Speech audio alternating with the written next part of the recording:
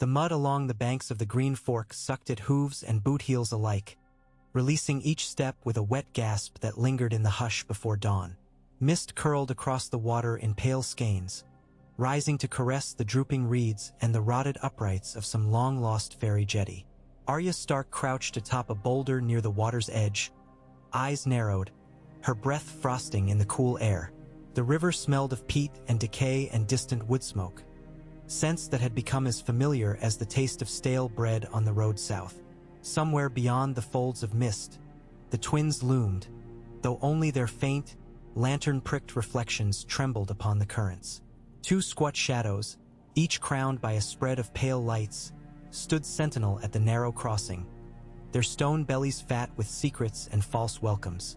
Behind Arya, the camp of the Brotherhood without banners stirred reluctantly to waking life. A low murmur of voices drifted from a thicket where Thuras of Myr was already coaxing a reluctant spark into a guttering flame.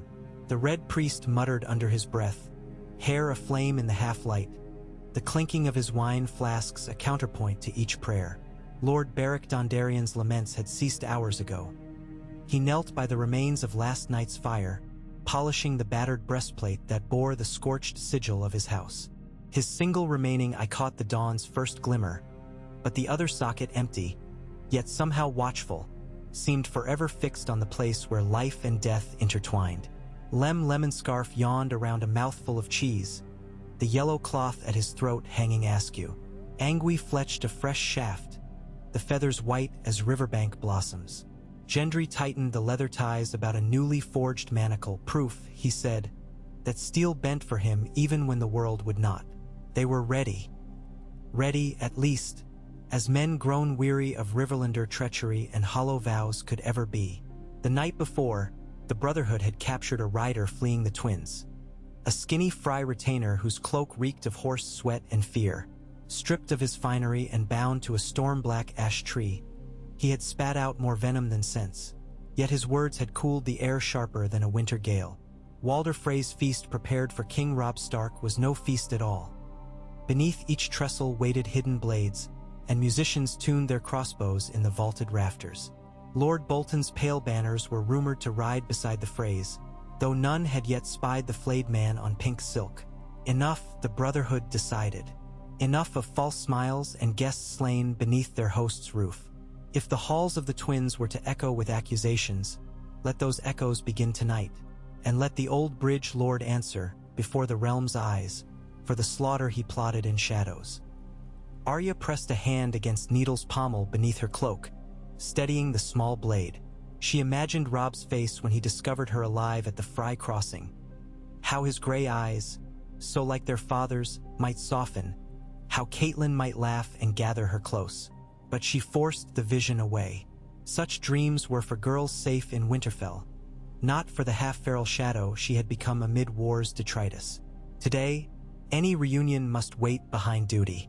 She might yet save her mother and brother, but only by swallowing her longing and sharpening her rage to a surgeon's edge. Footsteps squelched through the damp leaves. Gendry appeared at her shoulder, dark hair plastered to his brow, cheeks ruddy from the forge's lingering heat. He handed her a strip of dried venison. "Eat," he said, voice roughened by smoke and fatigue. "You'll need your strength. Fry walls aren't felled with empty bellies." Arya bit the meat and chewed without tasting. "You think they'll listen? Freys aren't knights of honor. They're rats in crowns. Rats still squeal when a torch is thrust in their burrow," Lord Beric answered, stepping closer, sword at his side. The blade glimmered faintly where Thurza's oil rubbed away tarnish. "We will bring truth enough to blister the old lord's pride. And pride, Arya, can crack the stoutest gate." She did not reply. Instead, she watched the gray light creep up the tower's distant stone, inflaming each arrow slit. A murder of crows spiraled above the western parapet, disturbed by some movement within. Cold dread prickled her spine. If the Freys scented danger, all would be lost before ever they crossed the drawbridge. Thurza's worn voice rose behind them, a prayer to a red god who seldom answered, punctuated by the cork pop of another wineskin. He wiped his lips and hefted a torch he had coaxed alive from damp tinder. Brotherhood, he called, arms spread wide. A dawn ride and a righteous cause. No better vintage to wash the taste of defeat from tired mouths. The Lord of Light guide us, though we ride beneath no banners but our own. The small company gathered, fewer than 24 now, their numbers clipped by skirmishes and hangings alike. Broken men, Arya's mind whispered, remembering Sandor Clegane's harsh lesson. Broken, perhaps, yet still they bore themselves like knights of some forgotten code. Beric tightened the strap of his patchwork breastplate. We ride under the river's breath, he told them. The mist will hide our approach. Inside those walls, we speak the truth, we show what proof we have, and we demand judgment by the gods, 7 or 1, it matters little. What matters is that eyes beyond these muddy banks see Walder Frey weighed in honest scales. And if he refuses? Lem grumbled, drawing his sword halfway free to test its edge.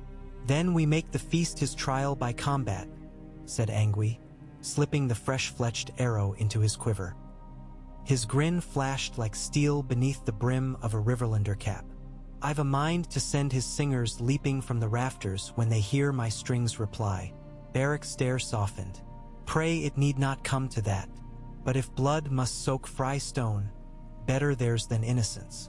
We ride. Horses splashed into shallow water where the ford met the riverbank, their snorts vanishing into mist. Arya rode pillion behind Gendry upon a stout chestnut mare.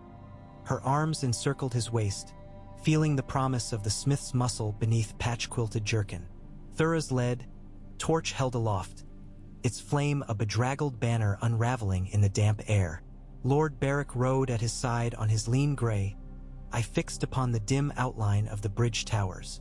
The hush of pre-dawn wrapped them like a cloak, broken only by the river's hush against stone pilings and the creak of leather harness.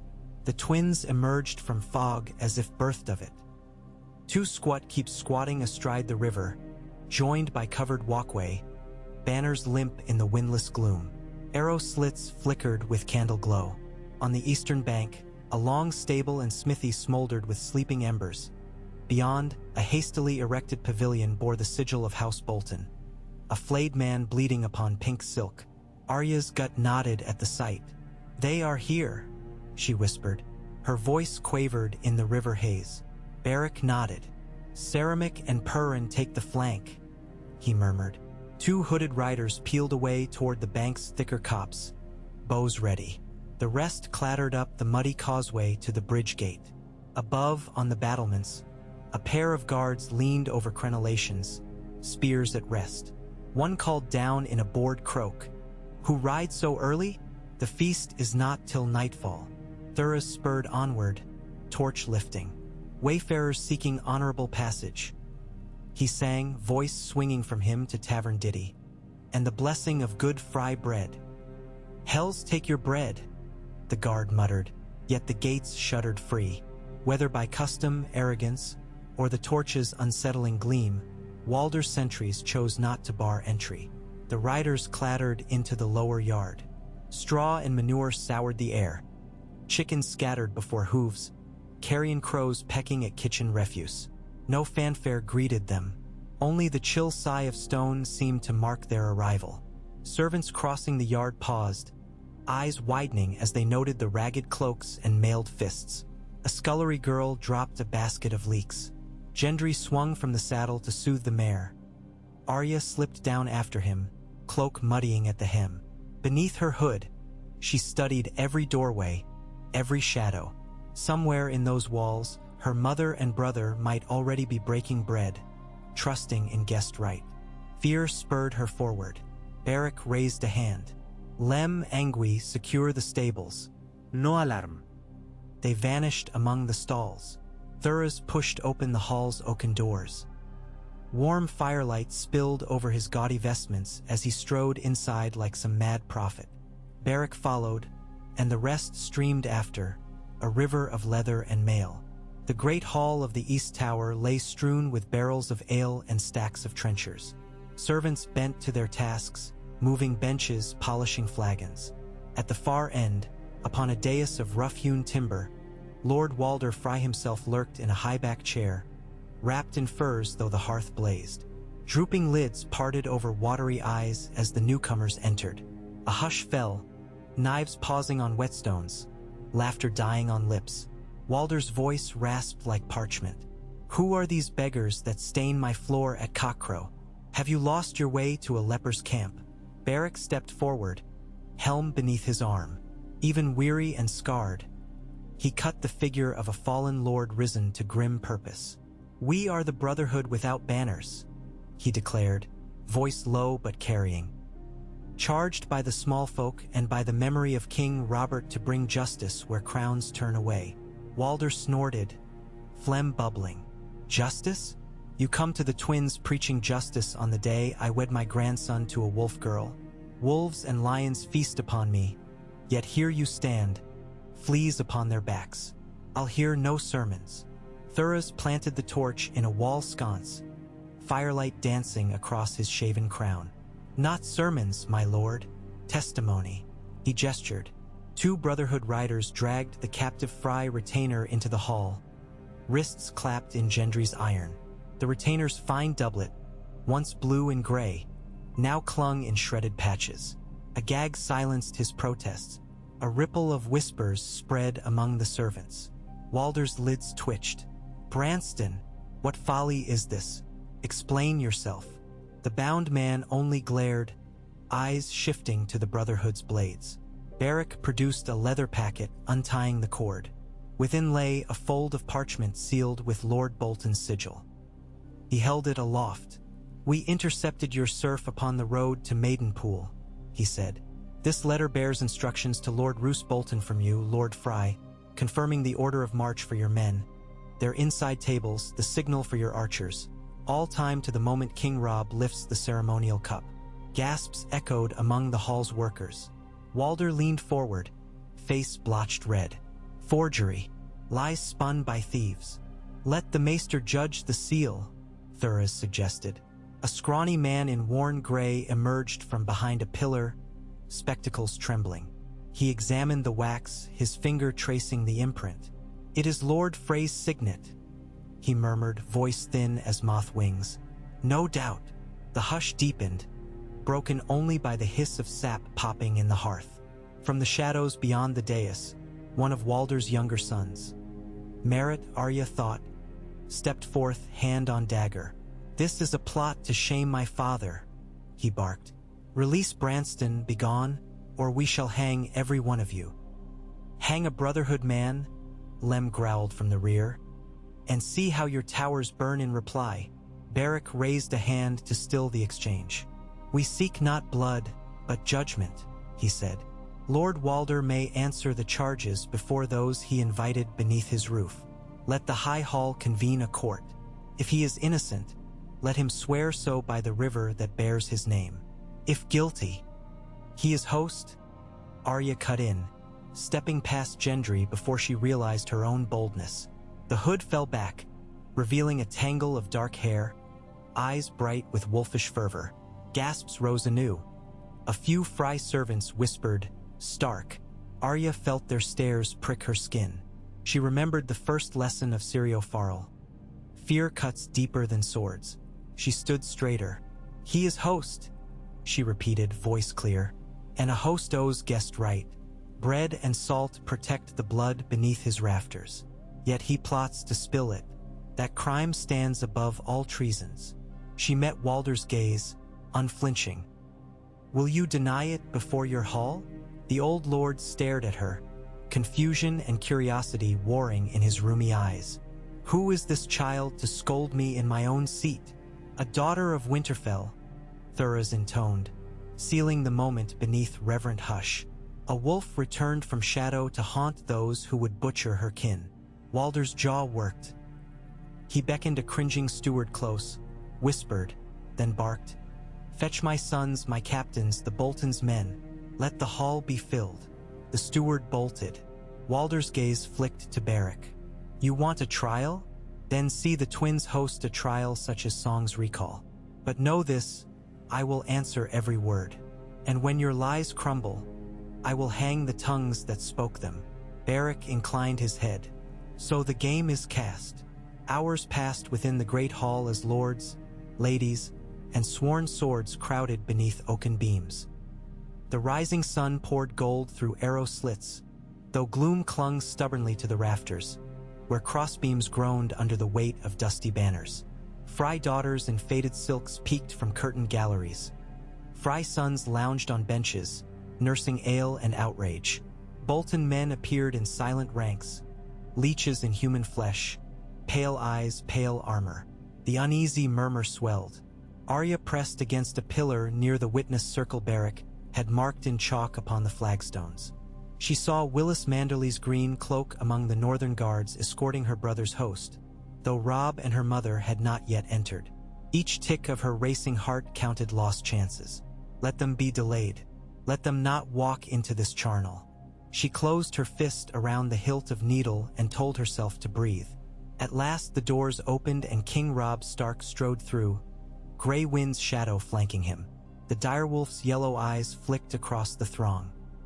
Catelyn followed, face pale, red hair veiled. Behind them walked tall Hart men and a scattering of Blackwood bowmen. All halted as they beheld the scene. Beric and Thuras within the circle, Walder Frey upon his chair, Branston in chains nearby. Gasps, curses, the scrape of steel on stone. Robb's voice boomed, honed by battlefields. What treachery shrouds my uncle's wedding feast? Speak. Beric bowed. Your Grace, we come as heralds of truth. We intercepted proof that this hall, meant to honor your treaty, hides a plot to slay you and yours. Catelyn's eyes darted to the Boltons. Roose Bolton stood expressionless, arms folded, as if carved from winter chalk. Only a faint twitch at his mouth betrayed life. Explain, she commanded. Beric offered the letter. Robb read, knuckles whitening. When he finished, he stared at Walder. Is this yours? Walder drummed gnarled fingers on fur. Robb Stark, you spurned my daughter, broke sacred vows, cost me face. Yet I welcomed you. And now vagabonds and bastard girls smear my name with false seals. False. Robb thrust the parchment at the maester just as Arya had seen. Is it his? The maester swallowed. So it appears, sire. A thunder of voices crashed. Fry lords protesting, northern men roaring. Grey Wind snarled, padding forward until Bolton's spears lowered. Tension thickened, a cord stretched to snapping. Beric raised a hand. Let the gods decide. Lord Walder, swear upon your bridge and by the seven that you plotted no harm. The river will hear falsehood. Walder's tongue flicked across cracked lips. I am old. The seven know I have little time for oaths. But I will kneel if the wolf kneels with me. Both of us before the gods, to swear no ill intent. Robb opened his mouth, yet Catelyn's hand caught his sleeve. Her gaze lingered on Roose Bolton's smirk. No, she murmured, soft yet ironclad. Guest right protects us. We need swear nothing. She turned to Walder. You alone stand accused. Will you clear your name? Walder's eyes darted across the crowd. Sons, daughters, rival lords, hostages, each a thread in the web of his power. At length he rose, joints cracking. Very well, a trial. He spat at the flagstones. Name your champion, Wolf Girl. If I fall, may the river swallow my shame. Beric's mouth tightened. We came to bar slaughter, not stage it. Yet if champion you need, I stand. Not you, Arya said, stepping beside him. Voice steady. Me. Shock rippled. Thuras's breath caught. Gendry's protest died on his lips. Arya felt the room sway, yet her heart hammered fierce delight. He plans to butcher my kin, she said. I claim the right as Stark. Walder's laugh wheezed foul air. A slip of a girl? His gaze slid to a hulking Fry-sworn sword. Ryman, fetch the mace. But Robb's voice broke across the hall. Stark blot answers stark peril. My sister need not shed it. He drew his sword, its wolf pommel glinting. I will stand. Bolton's lips curved thinly, as if this moment pleased him beyond measure. Walder sank back, sardonic. Then blade shall judge, kingling. Feast hall, clear the tables. Yet before swords crossed, Thuras stepped between, hands raised. Hold! The Lord of Light teaches that truth's flame burns without steel. Let the trial be by confession. Branston Fry, your life balances upon words. Speak the plot and walk free. The bound retainer trembled, eyes darting to Walder, to Roose. Then, in a voice ragged and high, he spilled everything. Bolton's secret letters, the crossbows in the roof, the caches of dirks set beneath wedding tables, the agreed signal of the musicians. Each sentence rang like a hammer upon Fry pride. Walder's sons shouted threats. Bolton's guards shifted, hands upon hilts. By the time Branston fell silent, tears cutting rivulets in grime, the hall's silence felt like the stillness before a great bell tolls. Robb stared at Walder. "Deny that," he said, voice raw. Walder looked to Roose, found no rescue in those pale eyes. He smacked lips, but no defense came. Gray Wind's growl built into the hush. Northern men advanced a step. The twins' hall, meant for nuptials, now reeked of panic and betrayal. Walder rose. "Very well," he hissed. "A trial, then. But let judge and executioner be the same. The laws of guest right you so cherish." He seized a loaf from a passing steward, broke it, and thrust half toward Robb. Salt followed, poured into his palm from a trembling maid's dish. "Share bread and salt anew," he rasped. "Let us renew the bond, and let the gods decide whether hearts hold treason." Robb's sword dipped uncertainly. Caitlyn's breath caught, all eyes on her. Accept, and the ancient rites regained life, binding all to peace. Refuse, and blood would flow this hour. Arya watched her mother's fingers hover, tremble, then close around the offered bread. She dipped it in salt and bit, tears glistening. Robb mirrored the motion. So did Walder, crumbs speckling his beard. Thuras exhaled. "It is done. But some oaths are written in ash, easily scattered." From the rafters, a lute string twanged, a discordant note. Arya's head snapped up.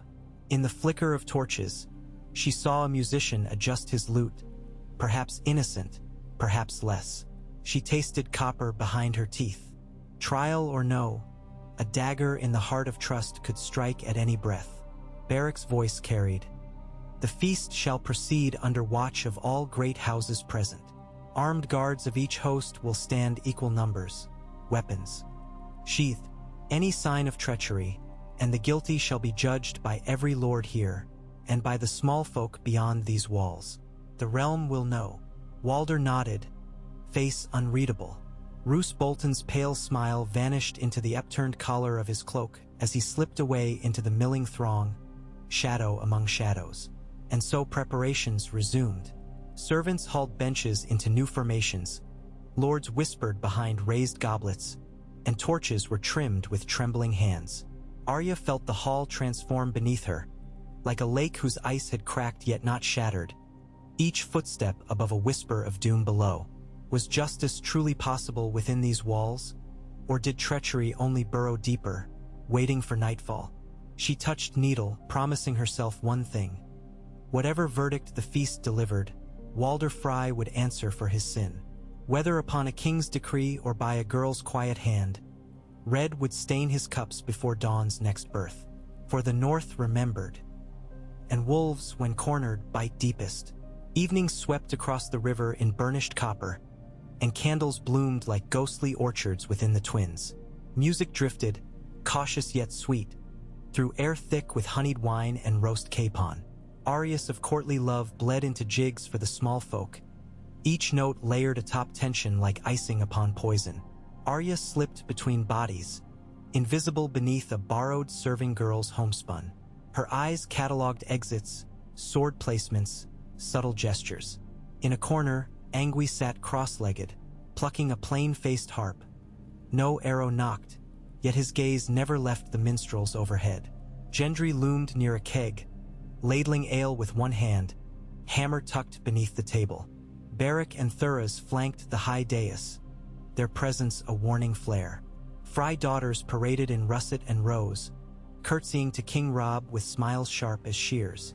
Robb's bride, Jane of Volantine brow and merry step, was yet to arrive, delayed by storm-swelled roads. A fry girl, Rosalind, stood in her stead for ceremony's sake. As minstrels trilled, Walder toasted alliances, eyes hooded. Roose Bolton sat stone-still, drinking water. Servants circulated, pouring wine from heavy silver ewers. At Barrack's signal, each ewer was first tasted by a Brotherhood man. Some fry servants protested, but Thuris's unblinking stare cooled their tongues. Minutes stretched into hours. Guest right held, but Arya felt the hall's floorboards shift as if breathing. She sensed the riders outside, Bolton men repositioning. She counted crossbow loops in minstrel slings. When a potboy climbed to a scaffold to better the lanterns, she noted him. Then, a bang. The great doors swung wide. A gust swept in, rattling flame. Old Nan would have called it a bad wind. In strode a column of Dreadfort sworn swords, shields dark as old blood.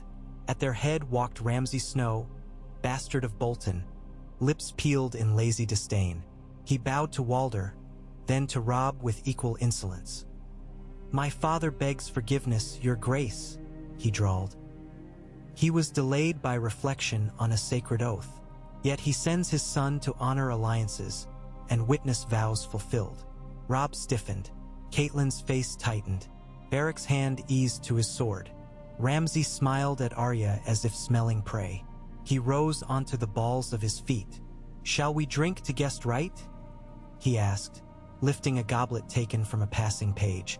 Walder barked laughter. "Drink, eat, dance. Let none say Walder Fry denies hospitality." Music resumed, forced. Ramsay joined the periphery, speaking softly with Roose's men. Crossbows shifted in scabbards disguised as lutes. Arya felt the pendulum swing once more toward danger. She sought her brother's face at the high table. Robb laughed at something Lord Blackwood muttered, yet his eyes remained wary. Caitlyn whispered close, her gaze sweeping the beams. She sensed what Arya sensed. The hall held its breath. Then Thuris strode to the dais, goblet raised. "My lords," he cried. The music faltered. "By grace of our host, I propose a toast to the glory of mercy. May the twins, once the crossing of armies, now bridge the hearts of north and south. May treachery melt before the warmth of bread and salt." He drank deep, wine spilling crimson down his beard like fresh blood. For an instant, silence answered, until Robb stood, steel chair scraping. "To mercy," Robb echoed, and drank. Walder lifted his cup, thin mouth trembling. Bolton men raised theirs as well. Arya watched Ramsay sip, eyes on Robb over the rim. She shuddered. Gendry appeared at her elbow. "We could end it now," he murmured, nodding toward Ramsay. "One hammer swing and the bastard falls. Chaos after, but fewer corpses come dawn." Arya shook her head. "Not yet. We need proof the realm can't ignore. If we strike first, we're outlaws. Let them reveal themselves."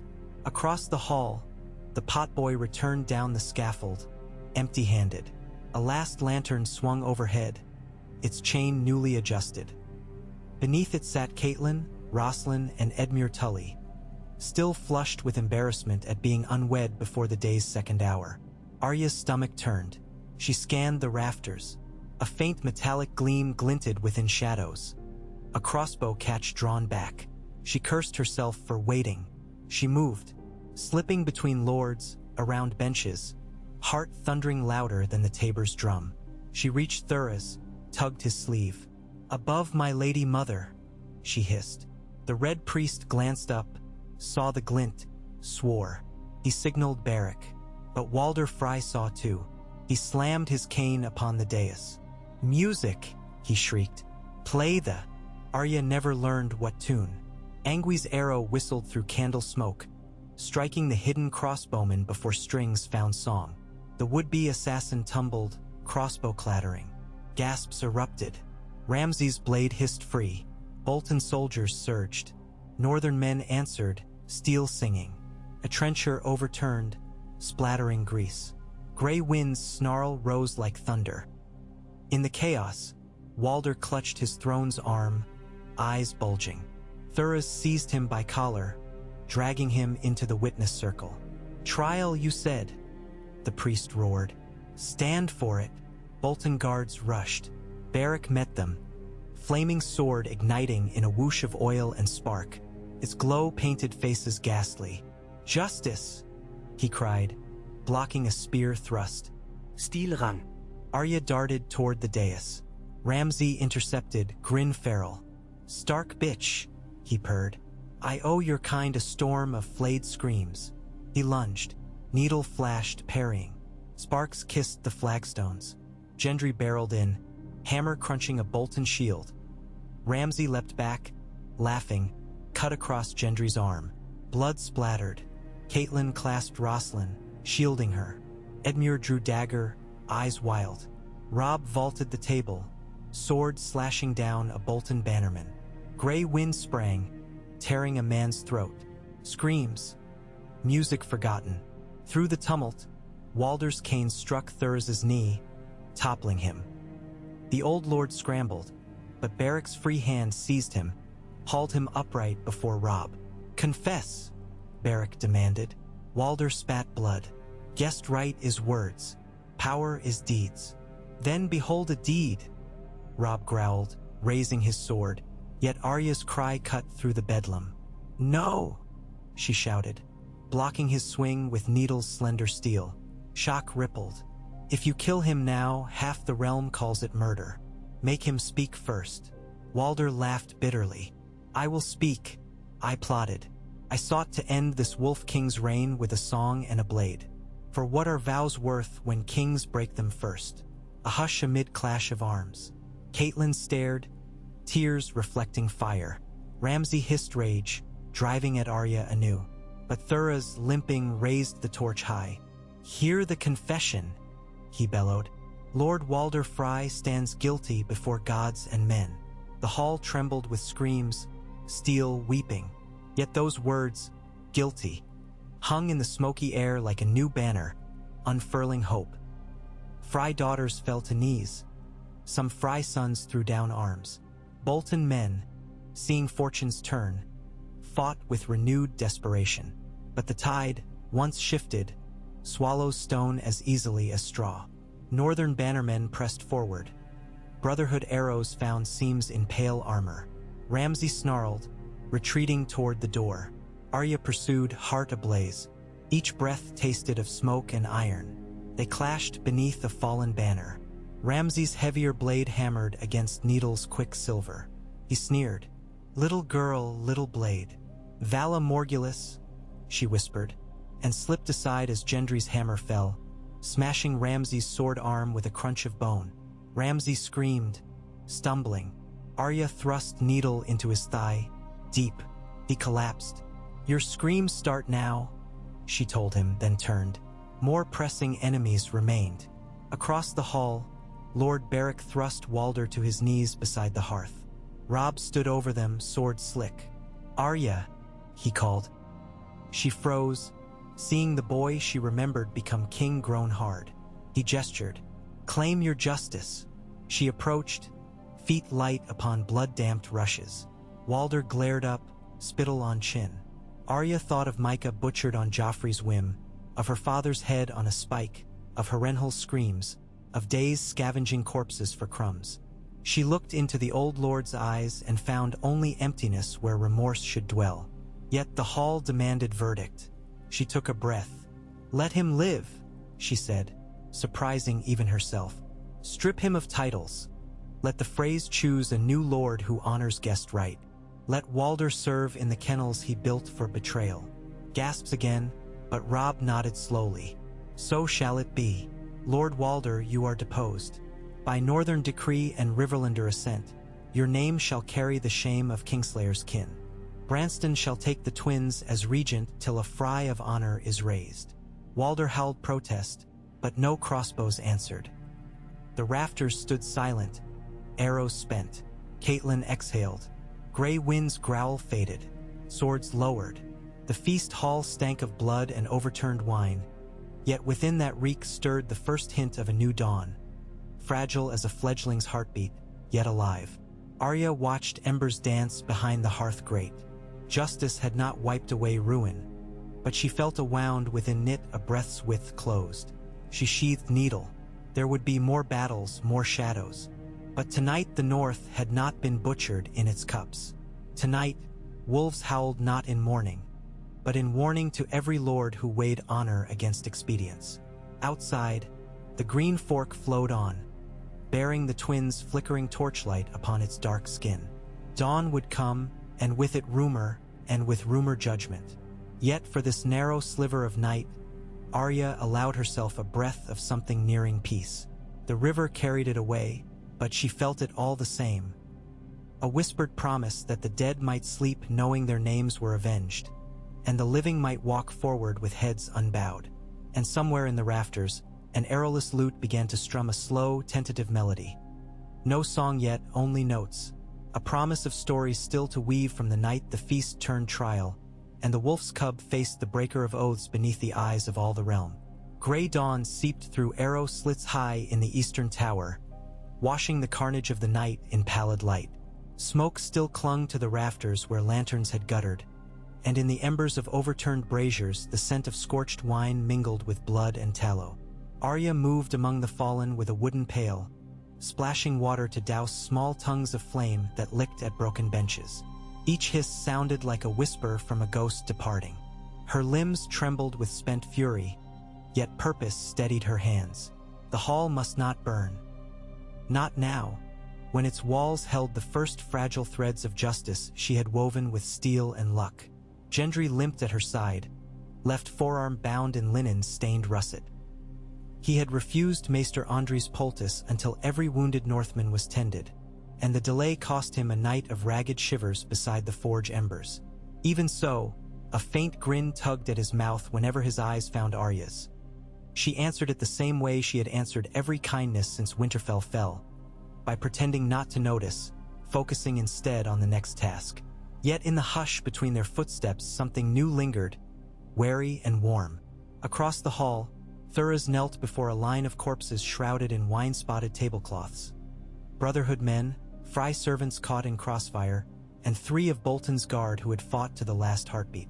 The Red Priest traced flaming lines of prayer through the air above each still form, a wine flask bobbing at his hip with every solemn bow. Lord Beric watched from a dais stair, hair singed at the fringe where his sword had guttered out hours earlier. His lone eye tracked the priest's hand like a compass finding north, and at each invocation he touched the scar beneath his collar where death had once kissed and fled. The embers of his faith glowed faint but unbroken. At the hearth's base, Walder Frye sat chained to an iron ring bolted in stone. The old man's furs were gone, replaced by a common wool blanket fastened at the shoulder with twine. Deep pouches beneath his eyes sagged heavier than the links across his wrists. Yet spite flickered undimmed behind his drooping lids. When Arya's path carried her near, he spat a clot of blood, missing her boot by inches. She did not flinch, only poured water on a smoldering rush mat and moved on. His curses rolled after her like pebbles down slate. Beyond the shattered hall doors, the yard churned with wounded horses, toppled wagons, and men hauling corpses to the riverbank. Gray wind prowled among them, ears flat, nose twitching at each new scent of death. Every so often he raised his muzzle to the paling sky and loosed a low, uncertain howl, less triumph than warning. Roose Bolton had vanished before moonset, slipping away with what remained of his sworn swords across the western span. Rumor said they fled for Harrenhal's burned towers, or for Moat Caelin's causeway. No one could be spared to hunt them yet. The North must first secure the twins or lose the river crossing to another tide of knives. Near the stables, Catelyn Stark conferred with Edmure and Great John Umber. Candle stubs in horn sconces cast their weary faces in pits of gold. When Arya drew close enough to catch their murmur, she heard talk of banners recalled, ravens dispatched to White Harbor, Seaguard, and Riverrun. Greatjon's laughter cracked the chill as he offered to swim to Moat Cailin alone and pull Roose Bolton's lungs out through his throat. Catelyn's answering smile was thin, yet alive. She had lost too much to trust in victory, but Arya saw a spark there, hope's first shy flame licking damp kindling. Later, as pale sun broke the river mist, A council gathered in the hall now scrubbed of most gore. Benches formed a rough square upon the flagstones. Walder Frye, iron-bound, slumped at its center under the gaze of 30 lords and captains. Robb sat at the high table flanked by Caitlin and Lord Beric. Thuras stood behind, one hand on the hilt of his torch as though it were a scepter. Angui leaned against a pillar, stringing a fresh bough from sinew stripped off a Bolton helm. Robb addressed the assembly in a voice hoarse from smoke. The Lord of the Crossing has confessed to conspiracy against guests beneath his roof. By rights of blood and courtesy he stands forfeit of lands and titles. Yet I will not see the twins left a carcass for carrion. Who among his house remains untainted? Frye faces shifted in the crowd. Pale, anxious, wounded by sudden downfall. At last a young woman stepped forward, skirts streaked with ash. Rosalind Frey's voice trembled but held. My lord brothers and I shared no part in the plot. We pledge our faith to the Starks and Tullis if you will spare our folk. From another bench rose Ser Stevran's daughter Sheree, cheeks marred by pock scars but eyes clear. I as well. We knew nothing. Grant us leave to name a new lord. Murmurs flared. One after another, lesser phrase proclaimed ignorance, denounced the old patriarch. Walder cackled through cracked lips. Look how swiftly chicks peck the corpse of their hen, he rasped. They'd eat me alive and call it piety. Caitlin stood. Enough. None of us can fathom the guilt of every man and maid who bears your name, Lord Walder. Yet Riverlands bleed. We need guardians of this bridge who understand obligation. I propose Branston Frye, whose testimony spared us slaughter, serve as castellan until his kin decide the lady or lord best suited under oath to uphold guest right. Gasps rippled. Branston, newly freed of chains yet clinging to Wyman Manderley's sleeve for courage, blanched. Robb nodded. So ruled. A charter was drafted on parchment still smelling of lampblack. Lord Beric affixed an iron seal scavenged from Walder's own signet. Thuras pressed it to dripping wax with the flat of his torch handle. Every Frye present, hand shaking or proud, signed or marked it. Walder refused a quill. Beric guided his knotted fingers regardless, tracing the letters with brutal patience. When the last stroke dried, Robb ordered the chains struck. Walder sagged free, wrists purpled, and was led outside to the old kennel. 2 guards posted at the gate carried cudgels rather than swords. Humiliation, not martyrdom, awaited the disgraced patriarch. That evening, Arya found herself by the river on a low embankment strewn with driftwood. The breeze carried scents of damp alder and distant cook fires where Frye smallfolk prepared thin stews for refugees who had fled the hall the night before. She sat upon a fallen log, knees drawn up, needle across her lap. Gendry settled beside her, gingerly flexing his bandaged arm. For a time neither spoke. Water murmured around stunted pilings like tired gossip. He'll keep his head, Gendry said at last, flicking a pebble into the green current. Can't say that sits right. Arya watched ripples widen. Dead, he becomes a martyr for every late Frye grudge. Alive and chained, he's a lesson. Lessons don't warm graves, Gendry muttered, rubbing the scar below his ear where Ramsay's blade had grazed. But you're the wolf here. You'd know. She hugged her knees tighter. I just didn't want Mother to see more killing. Not today. Her voice faded. Not when she almost. Gendry's hand hovered, then settled upon her shoulder. She's safe. You did that. No one else. The river rolled on. Somewhere upstream, a horn hooted, Blackfish scouts returning from patrol beyond the causeway. Arya listened until the echoes died. What will you do? She asked. When Brotherhood rides again, the war's not over. There's Harrenhal, Moat Caelan, the Ironborn at Deepwood Motte. He shrugged. Hammers not much use spinning silk. I'll keep forging blades until Beric needs them swung. He peered sideways. And you? Still chasing lists. The words stung. Her list of names had narrowed but remained. Roose Bolton, Ramsay, though that debt might be half paid. Joffrey still breathed across the Crownlands, and Cersei perched on her iron cliff. Yet, under the soft sigh of water, she felt something shift. a widening horizon beyond vengeance. "I'll follow Rob at least as far as the neck," she said slowly. "After that, I don't know." Gendry offered another pebble, placing it in her palm. "Skip it far as you can. Make a wish." She stared at the small stone. Wishes were for Arya, who chased cats in Red Keep corridors. Still, she flung it side-armed. The pebble kissed water, skipped thrice, sank. In the silence that followed, she allowed herself to imagine Winterfell's broken towers rising anew, hearth smoke curling, laughter in corridors. Impossible perhaps, but the pebble had flown. Rob convened his captains beneath the covered bridge linking east and west towers, lanterns swaying overhead. Rain pattered soft upon the shingles. Fresh timbers lay strewn where workmen repaired axe-splintered planks. Arya crouched unseen behind a salt barrel, her small size and dark tunic making her a shadow among crates. She had stolen enough lessons about war by eavesdropping to know no sentry would bar her curiosity now. "We march within the week," Rob told the assembly. Map unrolled across a keg. Ink dots marked Bolton's retreat, Ironborn positions, Lannister garrisons. His finger traced a path toward the neck.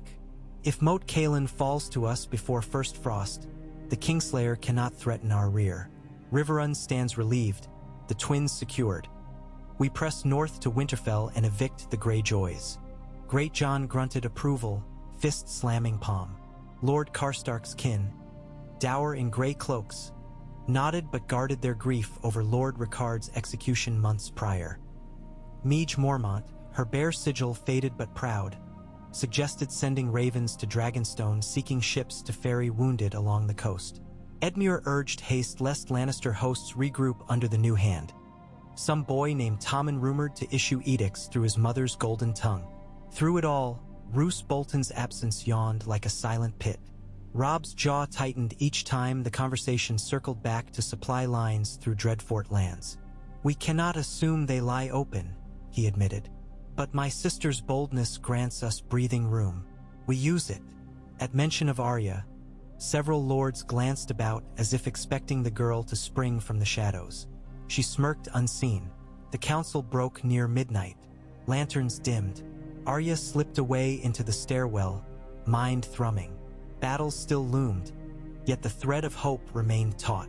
For days later, banners stirred above the twins like orchard leaves in late harvest. White sun spilled across ranks of Northmen assembling in the eastern yard. Hoofbeats clopped on timbers as scouts crossed the bridge into morning mist. Smithy fires belched sparks. Fresh-forged iron glowed on anvil faces as Gendry and his apprentices raced to fill carts with spearheads and nails. Thuras blessed each wagon with a splash from his wineskin and a murmured oath. Where flame walks, shadow flees. In the high tower solar, Catelyn laced Roslin's hand into Edmure's. Repeating wedding vows skimmed from a prayer book still speckled with blood. No minstrels played, no fancy dress glimmered. Yet vows spoken beneath daylight and a half-mended roof felt truer than any feast hall pageant. Lord Blackwood stood witness, and even dour Walder Rivers managed a stiff nod. When Edmure kissed his bride, Arya caught her mother's fleeting smile despite grief etched deep. That afternoon Branston Fry, New Castellan, quil still unfamiliar in ink-smudged fingers, stood atop the battlements and read aloud a proclamation sealing peace with House Stark, surrendering hostages to guarantee Fry fealty. His voice cracked yet carried. Below, peasantry cheered with nerves more than joy. Walder Fry was led to a waiting cart, bound for Riverrun's dungeon until the lords of River and North agreed on permanent sentence. He spat curses, but few heeded. Arya watched wagons roll out. Wounded bundled on straw, barrels of arrows, bales of river hay. She traced each column's standard, the tall rider of Carhold, the pine of Tallheart, the roaring bear, and felt Winterfell's distant hearth beckon. She tightened the fingers of her right hand, the one that still remembered Nymeria's fur, and whispered silently to any gods that would listen, "Keep them safe." That evening, just before sunset bled copper into river glass, Arya found Lord Beric leaning on the bridge parapet, flame-scarred face aglow in dying light. "Your path pulls north," he said without turning. The Brotherhood's course bends elsewhere. South, she guessed. To harry the Lannisters? Perhaps. Or to root out the bastard of Bolton's spore. Many innocents await champion. Wherever lions, flayed men, or wolves in priests' robes trample their fields. He glanced at her then, single-eye soft. You've grown beyond our mantle. A she-wolf answers Pack's call. I'm no lady, Arya said. No, he agreed. But your brother needs a sword he trusts, and your mother a daughter returned. Go north. When winter falls full upon us, the world will need hope more than vengeance. He pressed something into her palm, a small disc of beaten copper stamped with a flaming skull. Should you ever need us, show this to any village smith. The Brotherhood answers. Arya tucked the token into her jerkin, throat tight. Thank you. For Micah. For every small folk you saved. Beric inclined his head. For life purchased with mine so many times, gratitude lies with those who still breathe. He turned back to River's blaze. Arya left him to sunset's hush. The Stark host departed the next dawn. Trumpets muted to spare the wounded. Dew sparkled on spear points. Arya rode a shaggy palfrey at the second column's head, beside Gendry, who drove a smithy cart laden with spare shoes and iron blanks. Grey wind trotted free, periodically vanishing into reeds only to reappear ahead with muzzle wet from creek pools. Branston Fry and 24 archers remained to guard the crossing under Lord Blackwood's tutelage. Thuras and the remnants of the Brotherhood filed out last, bannerless, melting into hedgerows like figures swallowed by half-remembered songs.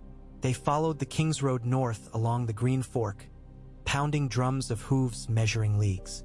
Every village they passed spilled folk into ditches to gape at direwolf banners and chant blessings. They brought tales, too. Lannister armies recalled toward Riverrun after reports of Fry unrest. Ironborn longships fighting cell sails near the stony shore. Whispers that King Joffrey's wedding approaches in King's Landing. Goldsmiths slaving day and night to plait a new circlet. At Trident's Fork, they discovered a field spattered with corpses clad in Dreadfort colors. Bolton scouts ambushed by Blackfish outriders. Flies swarmed the dead, thrum of wings like sour him. Robb ordered a grave dug. No man of the north, traitor or no, should feed crows unburied. Arya helped shovel dark earth over pale faces and wondered whether duty demanded even more mercy than justice. Night after night, campfires flickered along riverbanks. Angui taught archery to Tallheart boys, cursing cheerfully in Dornish slang when they snapped bowstrings. Gendry hammered horseshoes under the stars, sparks painting constellations in orange miniature. Arya practiced with needle against straw dummies affixed to willow poles, her thrusts quicker now, wrists surer. Once, Robb passed by and watched a full minute before speaking. "Father would be proud," he said, voice low. She almost replied, but tears prickled too near. Instead, she saluted with the blade. He smiled and walked on. Catelyn visited the healers' tents, distributing lavender water and slices of oat cake, listening to foot soldiers speak of homes in Barrowton and Cape Kraken. She carried thread and needle to mend torn sleeves, though her own heart's stitches threatened to pull free each time wind moaned in river grass. Arya sat with her one cool evening by the embers, neither speaking, simply feeling warmth where shoulders touched. As days slipped by, the land changed.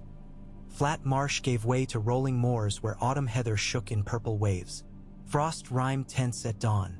They crossed under leafless beaches, and the sky bore that peculiar northern clarity as though winter's mirror had already polished it. Small folk along the road greeted them with baskets of turnips and eel pies. Children pressed clumsy wolf figurines carved from driftwood into Grey Wind's reluctant paws. The dire wolf accepted offerings with grave dignity, tail brushing their knees like a benediction. One sultry afternoon, that final breath of waning summer, the host paused at the ruins of a blasted tower once manned by crowned soldiers. Robb summoned captains within the half-standing walls. Arya, fetching water, lingered near a jagged window slit and heard the words that changed the march. Raven from the Eyrie, Jon Arryn's grandson requesting aid against clansman raids. Letter from Prince-to-be Joffrey boasting of new crossbow designs. But most of all, intelligence that Bolton's rallied at Barrowton under a banner not flayed, but emblazoned with a white cross and crimson tears, the sign of some new covenant Ramsay forged with stray ironborn captains promising him ships on salt pans. Shores. We cannot leave such a wound at our back, Robb concluded. We turn east tomorrow, strike Barrowton, deny them fleet or foothold. Meage Mormont thumped a fist on table, approving. Great John roared assent. Only Caitlin hesitated. Every league east is a league further from Winterfell. The Greyjoys dig like ticks. Robb paced. A castle means nothing if the road behind us bleeds. We cut Ramsay's route now or reap blade fruits all winter. Decision sealed. Horns blew to realign Vanguard. That night watchfires burned hotter, sparks carried high by restless winds. Arya dreamed of snowflakes swirling above Winterfell's broken keeps, drifting through open roofs onto cracked stone, the halls echoing emptiness. She wandered alone, call after call lost in shadow.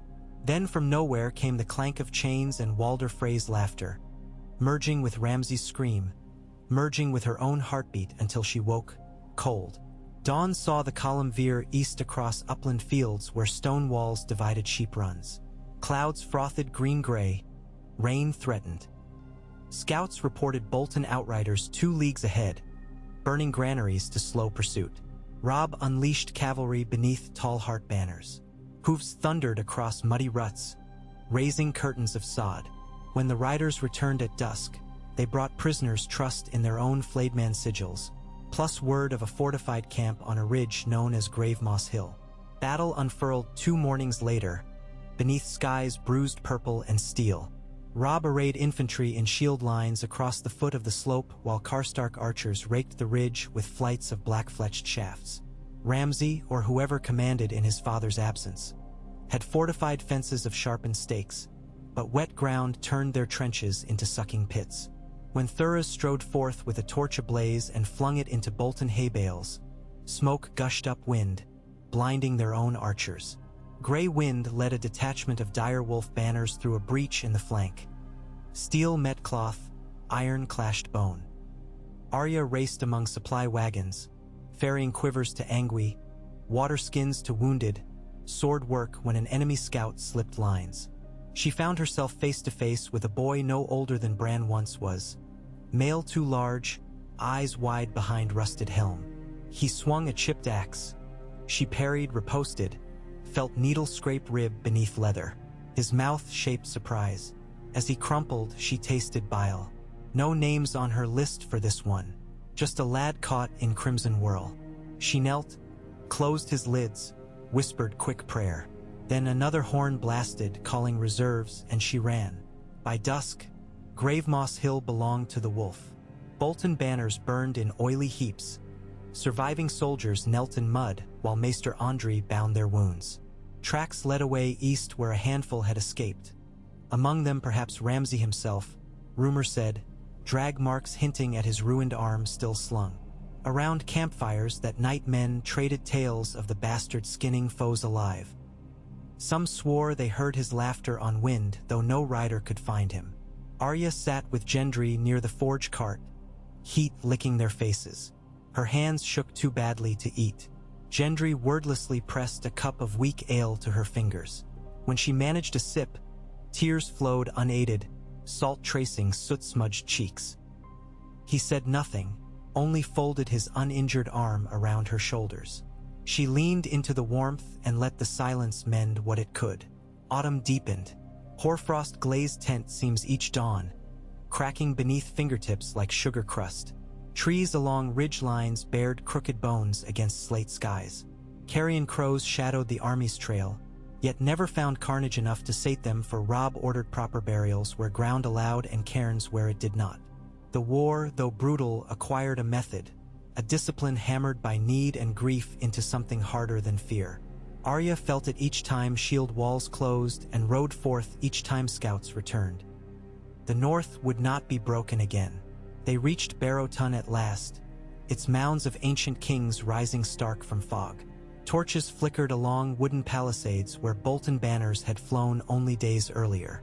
Now white sheets hung blank, surrender offered. Inside, Lady Dustin, once allied to Roose, met Robb beneath barrow-shadowed walls. She spoke of Ramsay's night escape, of Ironborn captains abandoning deals at first rumor of Stark approach, of her own people weary of skins flayed. She knelt before Robb and offered hostages along with keys to every gate. His acceptance was curt but civil. Arya walked the Barrow Plains at dusk, heather brushing knees, moonlight silvering grass tips. Legend claimed lost kings slept beneath these mounds, iron swords laid across their laps, stone wolves at their feet. She imagined Eddard Stark among them one day, steady, silent, watching over northern fields. She spoke his name to the wind, promised she would stand guard in life as he did in death. That night, a feast of oat bread and salted mutton filled the great hall of Lord Dustin's keep. No musicians tested crossbows, no lord plotted slaughter. Still, Robb kept guards at every door, and Arya watched rafters until sleep claimed her at the table. Catelyn stroked her daughter's hair and drew a cloak across her shoulders, the red and gray cloak once sewn for Sansa's winter rides. Arya did not wake. Snow began to fall on the march northward, first as flurries dancing upon helms, then in earnest blankets turning roads to white silence. Sleighs replaced wagons. Horses steamed like kettles. Soldiers huddled beneath fur-lined cloaks reclaimed from Dreadfort stores. Ravens wheeled against pewter skies, wings blacker than armored mail. Beyond the Barrow Plains, the neck stretched swamp-dark and treacherous, but word arrived of Manderley barges waiting where the White Knife met bog waters, ready to ferry wounded north. Approaching Moat Cailin, scouts reported Ironborn standard waving from weathered towers. Robb called a halt atop a ridge of wind-gnawed stone. He gazed north where Winterfell's smoke once rose. Gray wind whined low. "Hold fast at dawn," he said, voice carrying across ranks. "For home." Cheers answered, muffled by scarves but fierce. That night, Arya stood watch at Ridge's brow, snowflakes melting on lashes. She fingered Barrack's copper token, felt its ridges, its warmth from her pocketed heat. Somewhere behind them, the Brotherhood wandered ghost roads. Ahead, Winterfell waited, broken but breathing. She thought of Bran and Rickon lost, of Sansa in King's Landing, of Jon atop the wall. Threads of family stretched like bowstrings across half a world, taut with memory. She whispered names to the snow until they no longer ached but rang like distant bells guiding travelers through mist. Gendry joined her near dawn.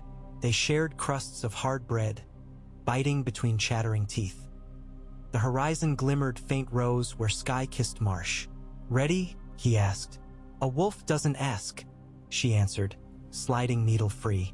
Its slender blade caught first daylight, reflecting ice-blue fire. She breathed deep, tasting iron and pine and promise. Then horns sounded below, sails unfurled on the inlet, and the north surged toward home. Moat Cailin fell within a fortnight. Days of mud-slick ditches, nights of torchlit assaults up crumbling steps. Ironborn axes found Karstark shields. Boiling pitch hissed upon snow. Arya fought in shadowed corridors where rotted timber beams groaned overhead.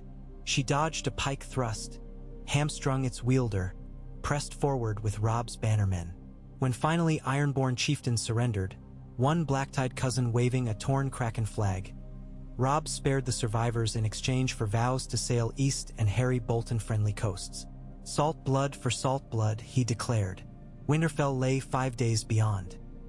Scouts returned with tales of gray walls blackened by soot, towers collapsed, yet signs of life.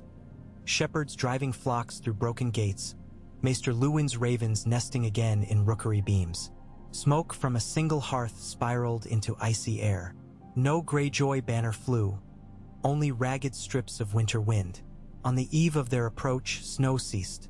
Stars pricked indigo sky. Robb gathered his captains before the ridge where once he'd hunted with his father.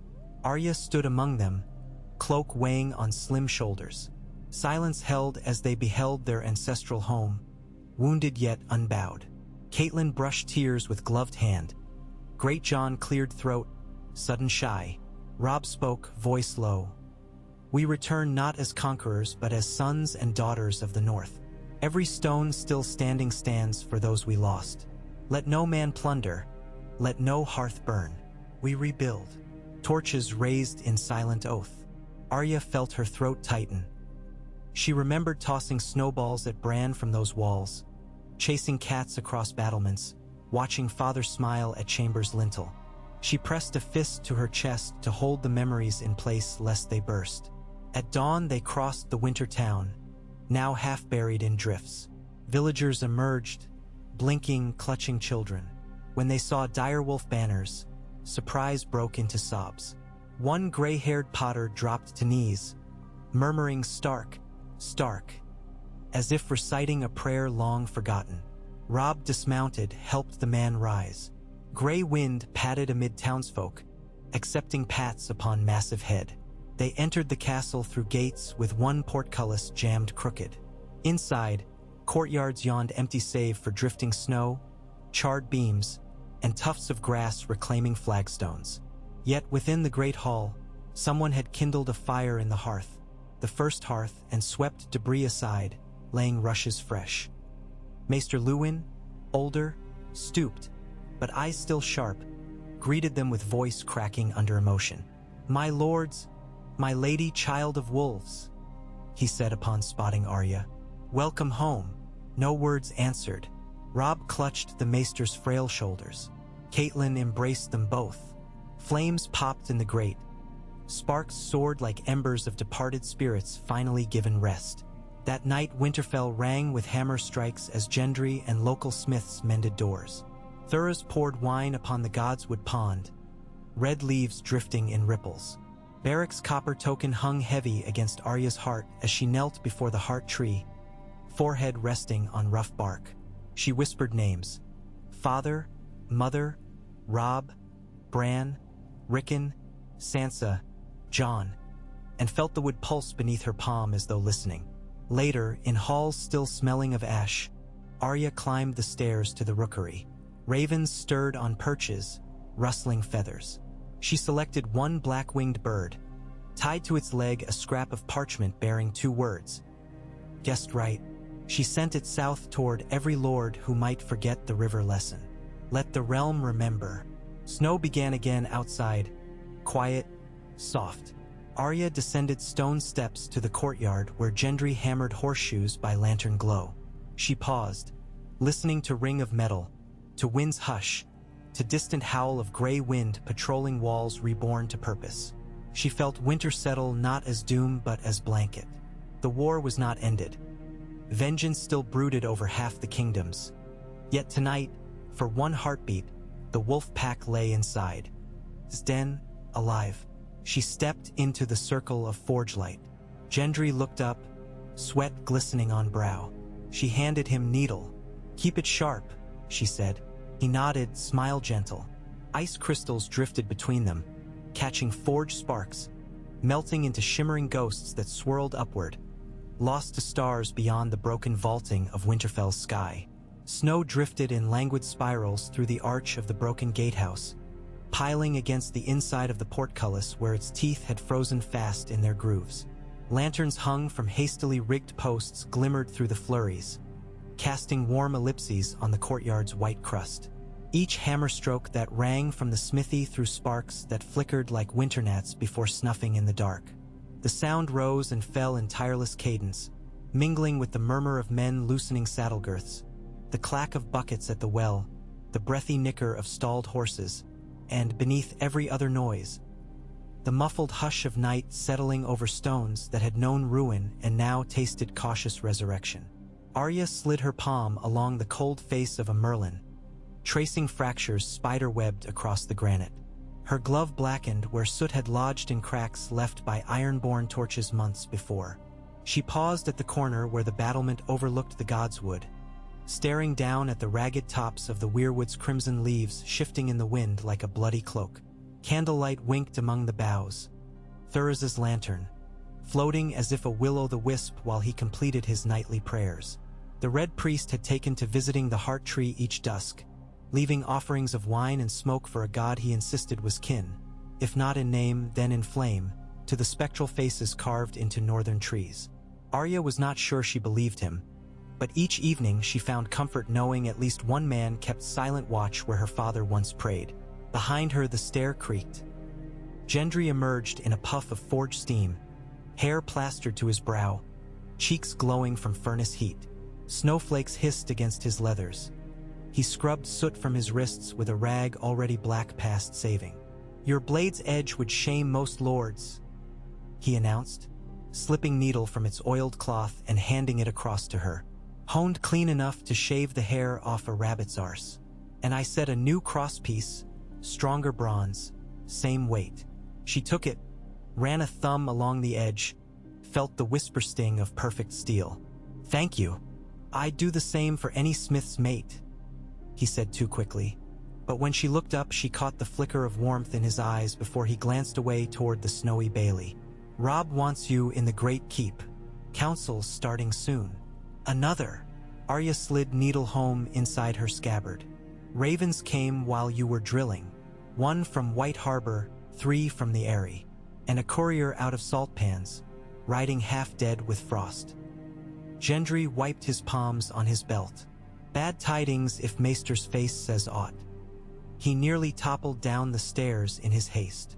Arya imagined Maester Luwin's scratching parchment, eyes watery beneath spectacle lenses rubbed foggy by hearth smoke and cool drafts. Even joy made the old man tremble these days. Terror could break him. "I'll go," she said.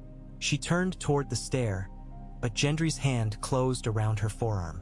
His grip was gentle, though his voice carried urgency. "Be careful what counsel you lend. Lords remember blades and banners, not girls who saved their feast from slaughter. They'll call it luck. They'll want you tamed." "I'm no hound to leash," she replied, tugging free. "That's what frightens them." Arya almost laughed, then caught herself. In the forge glow, his eyes shone earnest as new-poured iron.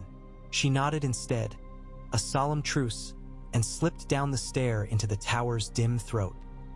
The great hall of Winterfell smelled of pine tar, drying mortar, and stew rich with marrow bones. Flickering torches revealed fresh rushes strewn across flagstones and tapestries salvaged from storage. Scenes of first men kneeling before towering direwolves, the flight of Brandon the shipwright's fleet, the forging of ice. The long tables that had escaped the ironborn fire leaned under platters of seed bread, bowls of dried apples soaked in honey water, and wedges of pale cheese shipped from White Harbor. Despite the meager larder, Robb insisted every council session double as a shared meal, so men might remember fellowship while debating war. Robb sat at the dais beneath the carved Icewolf sigil. A new carving, the old stone being cracked, gray wind sprawling at his feet. To Robb's left perched Catelyn, auburn hair pinned with bronze clasps, cheeks hollow from loss yet eyes bright with resolve. Across from her sat Lord Greatjon Umber, half a ham clutched in one fist, tankard in the other. Meege Mormont occupied the seat beside him, fur cloak shedding flakes onto her trencher. Karstark men stood behind the benches, silent as gravestones. In a lower chair, Maester Luwin fluttered parchment in trembling hands, while Thuras and Lord Beric leaned together, sharing low words that smelled of wine and ashes. Arya reached the hearth just as Luwin cleared his throat. "My king, the ravens." Silence rippled outward. Robb set down a spoon and motioned. Luwin rose, voice quavering but clear. "First, White Harbor. Lord Wyman Manderley confirms the Merman's Court will provision our armies when the seas permit. However, he warns of Lannister galleys sighted near the Broken Arm and claims a Tyroshi Sellsail fleet anchors in Gulltown at Queen Cersei's behest." Greatjon belched. "Let 'em try sailing the Bight in snowfog. Crabs'll claw their hulls." "It is not the Bight Lord Wyman fears, but blockade," Luwin continued. "With Gulltown lost, grain barges may never reach us." "Gulltown will not be lost," Catelyn said. "The Vale stands neutral, yet Lord Belmore's falcons have scant love for Lannister coin. Our cousins Arryn still rule." A murmur circled the benches. Arryn loyalty had grown uncertain since Littlefinger's whispers twined through airy corridors. Still, no one challenged Lady Catelyn's faith tonight. "Next, the Eyrie," Luwin went on, smoothing another letter. "Young Lord Robert's regent rights of mysterious guests from King's Landing. a dwarf in chains, and a Sellsword company seeking safe passage. She also reports emissaries from Dragonstone stoking talk of Baratheon banners. Robb leaned forward. Stannis. No, Sire. It seems Lord Stannis fell at Blackwater Bay, though rumor claims his daughter Shireen now claims Storm's End in his stead. The emissaries bear Queen Shireen's seals. Great John barked laughter. A girl queen with a stone skin spell. 7 preserve us. Arya felt a twinge. Girls could topple towers, as Freys had learned. She kept silent. And the courier from Salt Pans? Robb prompted. Luwin hesitated, voice low. He bears tidings of Ramsay Snow. The bastard has seized Hornwood lands east of the White Knife and now styles himself Lord of Weirwoods. He brands flayed wolf pelts upon gates and drags captives behind his horse to lure pursuit. Grey wind growled, hackles stirring. Great John slammed ham to board, grease splattering. I'll have his prick on a pike before first thaw. Meage Mormont's eyes glinted like dark amber. Lady Hornwood died cursing him. My bear's hunger. Robb's gaze iced over. We march at dawn. The army is weary, yet Hornwood folk are ours. If we do not answer, the North will think us as false as Fry. Catelyn laid a hand on his sleeve. Winter storms gather. Food stores thin. A rash strike could lose more lives than it saves. Robb pulled free gently.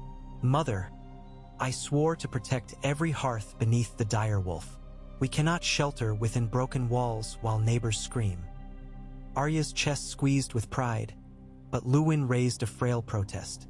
Your Grace, a direct siege across snow-choked trails invites famine. Might I suggest alternatives? We could dispatch smaller companies, lords who know the land, swift and lean, harrying Bolton's lines. Beric spoke, voice like flint. The Brotherhood rides nimble. Give us a fortnight. We'll bleed Ramsay's columns until he must retreat south for forage. Thuras thumped his wineskin. Aye, smoke by night, fire by dawn. And every prisoner we take will trade for flayed captives. Robb weighed them. The hall waited. Snow drifted through the roof, break to hiss against Hearthstone. Finally he nodded once. Lord Beric, take your riders.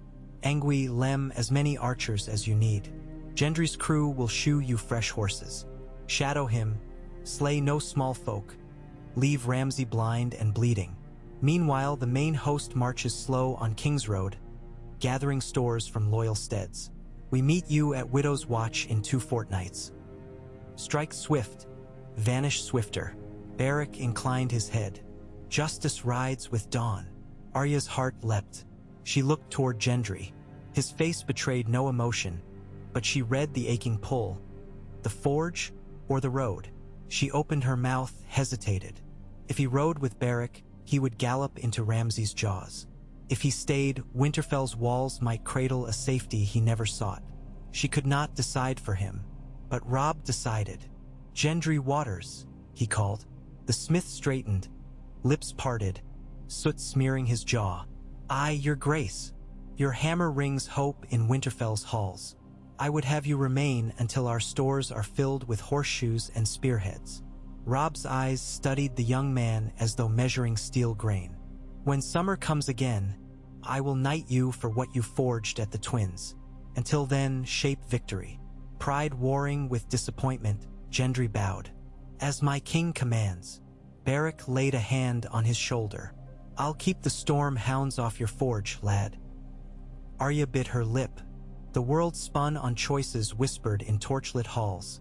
Now she must make one of her own. She cleared her throat. Robb, she said, shocking herself by skipping the royal style. Let me ride with Lord Beric. I know Ramsay's tricks. I faced him at the Twins. He'll never see my pony in snow fog. Silence fell. Robb's brow furrowed. Catelyn's hand flew to her chest. Grey wind cocked his head, ears twitching. You are my sister, Robb began. And a Stark, Arya countered. The North fights. I fight.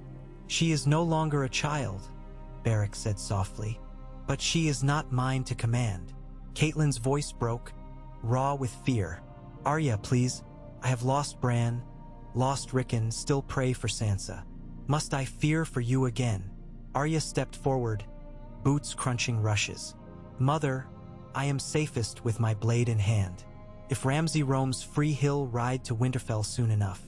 Better I hunt him on open ground. The council murmured. Meej Mormont nodded approval, seeing a bear cub in wolfskin. Robb rose slowly.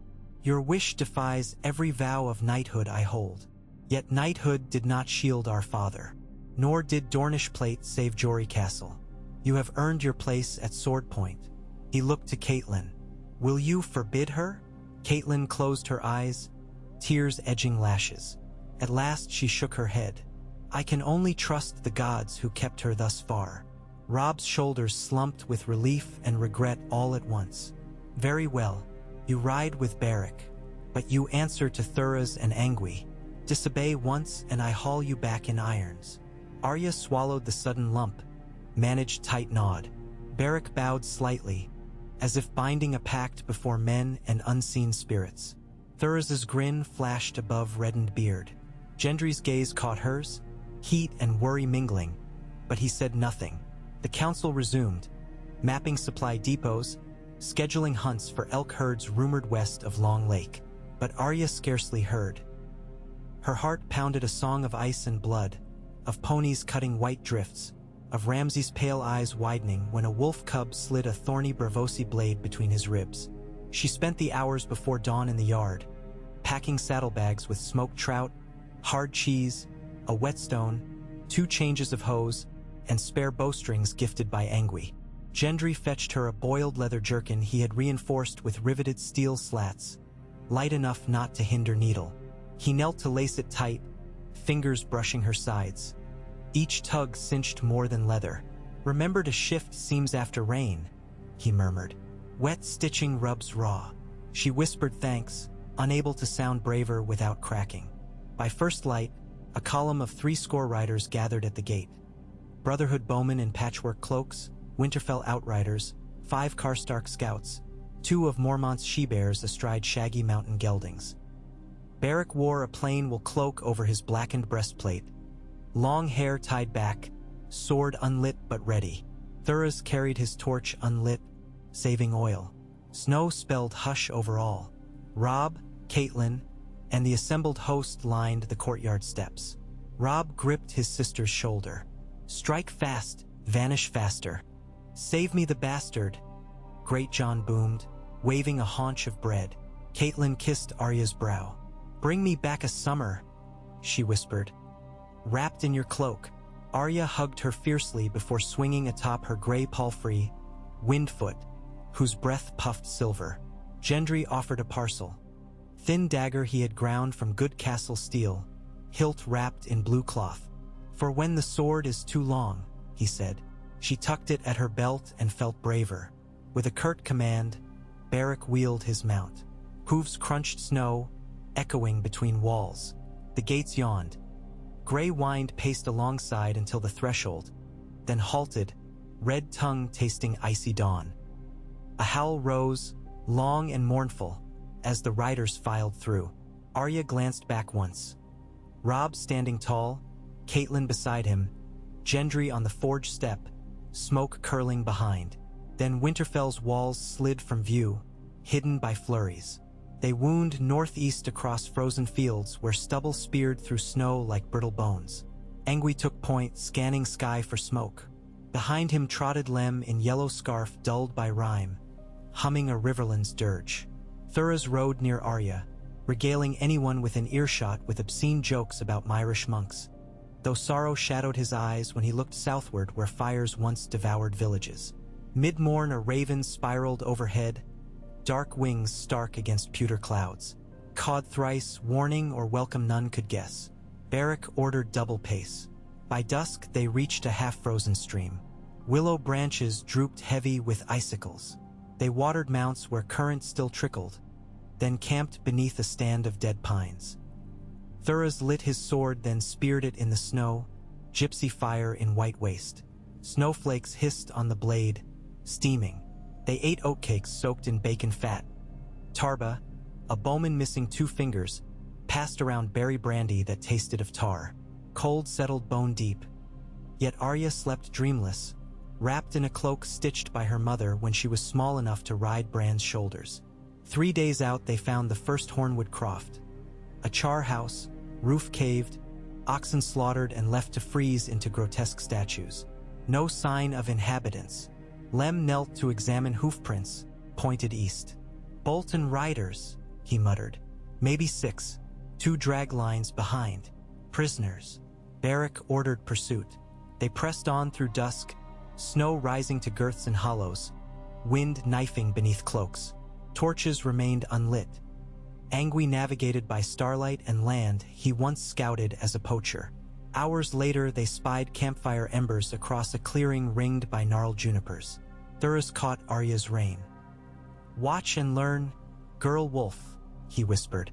Beric's men fanned into a crescent. One by one they notched arrows soaked in pitch but unlit, for flames would betray them. They crept through knee-deep snow, boots muffled beneath felt wrappings. Arya followed Angui, heart hammering in her throat. She saw Bolton soldiers asleep around the fire, red flayedman badges twinkling in glow, prisoners bound to a spruce. 2 women, 1 boy, lips cracked with cold. Beric signaled. Arrows thudded into throats. A spear flashed into the spine of a horse. 1 Bolton leapt, drawing steel, only to crumple when Arya darted from shadows and slid needle into his armpit seam. Sirio's water dance tumble guiding her beneath a desperate slash. It was quick, silent sickness. She jerked free, felt warm blood steam in moonlight. Breath rasped from his lips. Then none. When all lay still, Thuras cut prisoners loose, fed them thawed oat mush. They huddled wordless. The boy clutched Arya's cloak until his trembling eased. She discovered he was 12, named Benno, son of a miller slain for hiding grain. At dawn Beric burned the Bolton dead on a pyre of greenwood, smoke sour. Thuras murmured a chant to a red god who never turned snow to summer, yet his voice soothed the rescued folk. Arya watched the flames, felt no triumph. Killing to save felt different than killing to punish, but both weighed. As the sun climbed, the little party resumed. The freed hostages rode double on spare horses, shivering yet alive. Word of their passing spread on wind. Villagers emerged from cellars to whisper thanks, thrusting smoked roots and goose-fat candles into gloved hands.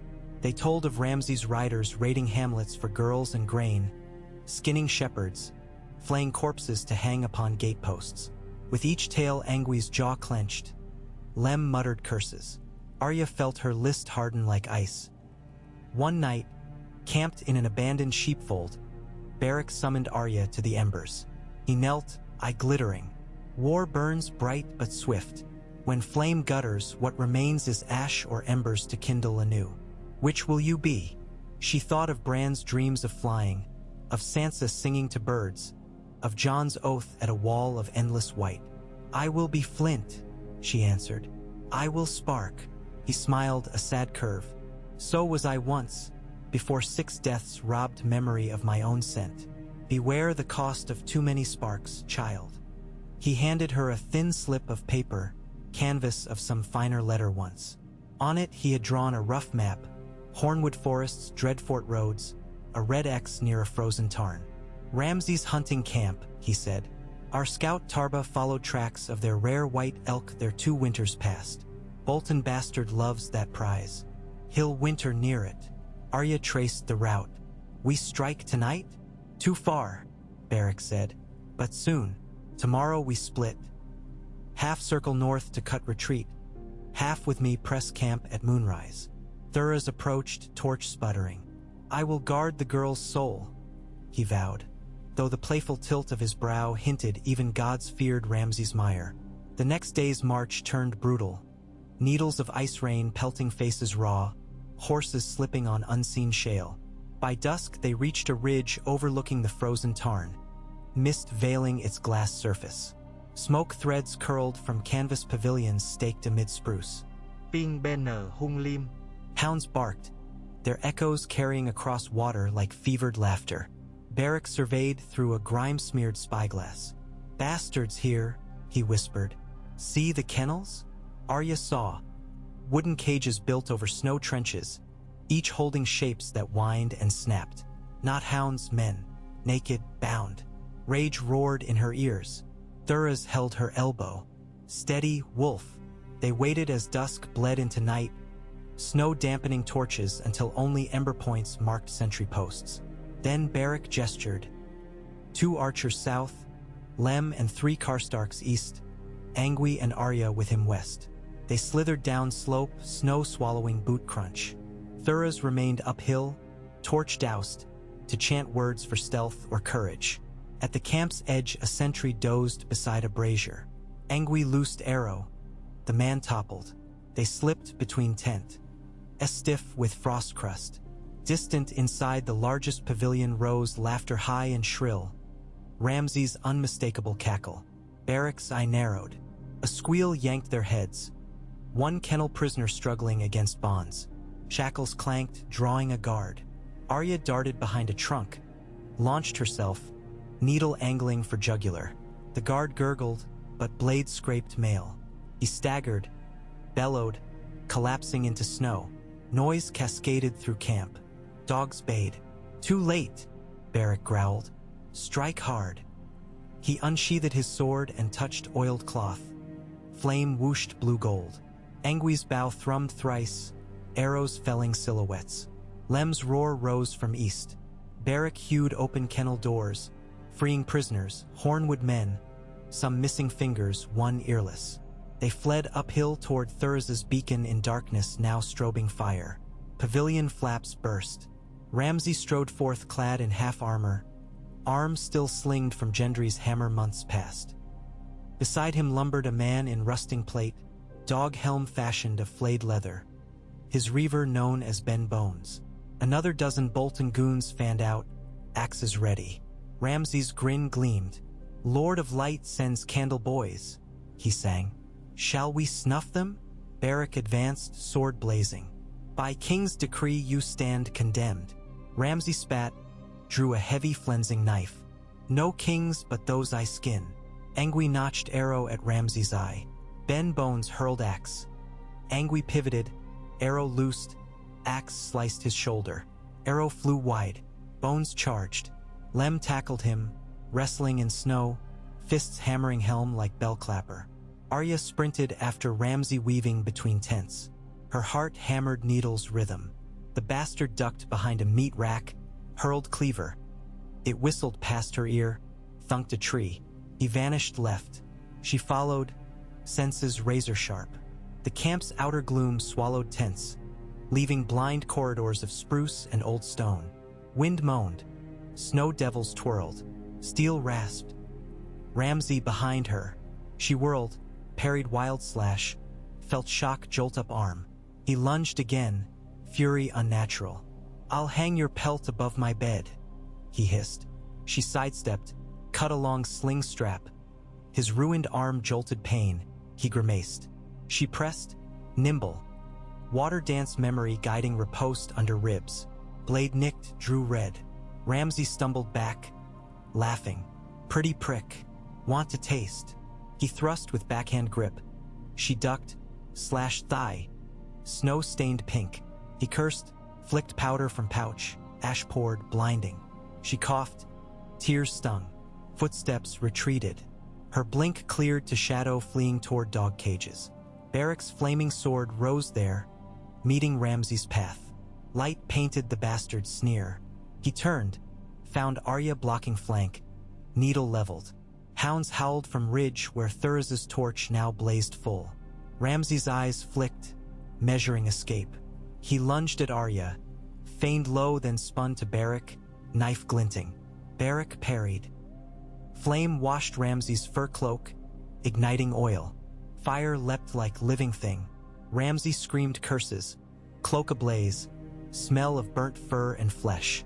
He tore it free, hurled burning hide at Arya. She slashed aside, sparks spraying.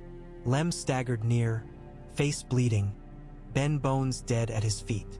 Angui knelt clutching arm, arrow snapped in bicep. Snow churned with bodies. Ramsay, panting, eyes wild, wheeled and ran toward frozen tarn. Arya pursued across churned drifts.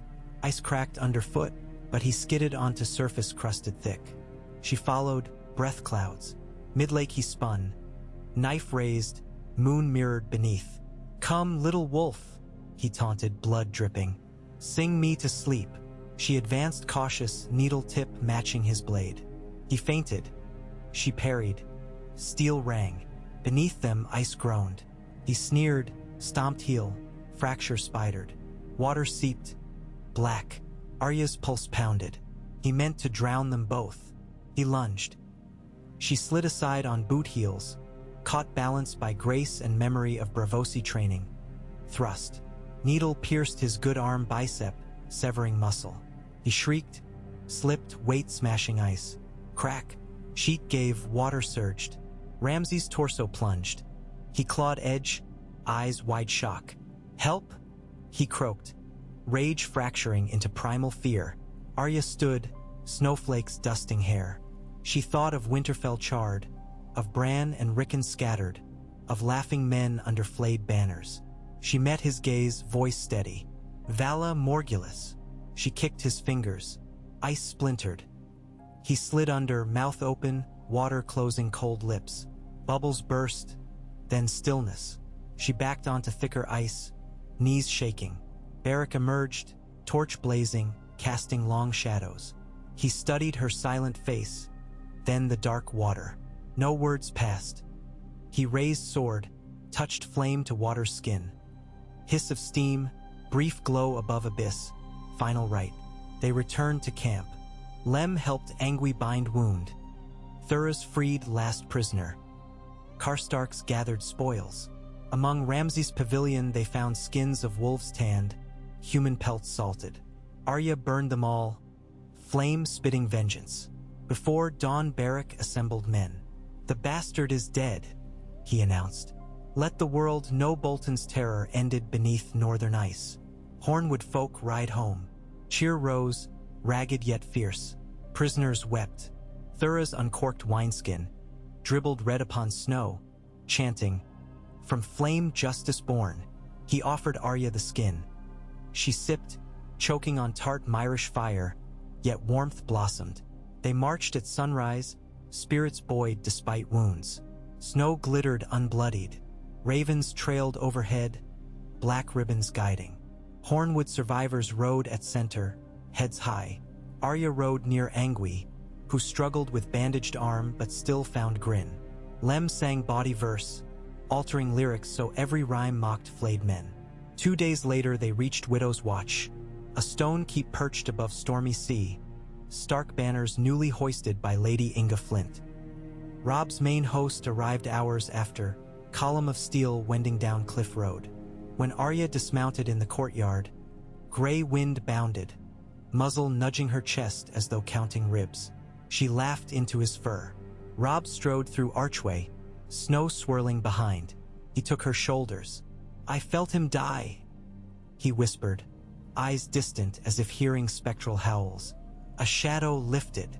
"Winter's not over," she said. "No," he scanned wounded, freed folk, Brotherhood banners. But spring stepped closer. Caitlin embraced her fiercely, tears hot against cold cheeks. Gendry arrived last, wiping forge soot, eyes bewildered then blazing with relief. She punched his shoulder lightly. He winced exaggerated. They both laughed, sudden and bright. That evening feasting filled Widow's Watch's narrow hall. Fish stew, crusty loaves, goat cheese melting on hearthstones. Story after story spilled, of Ramsay's plunge, of Beric's flaming blade mirrored in ice, of Arya's swift kicks. Soldiers toasted the wolf girl. She blushed, retreated behind mug of ale. Later, as moon rose above Slate Sea, Robb convened quiet council in a solar hung with driftwood lights. Winds howled outside. Inside, resolve hardened.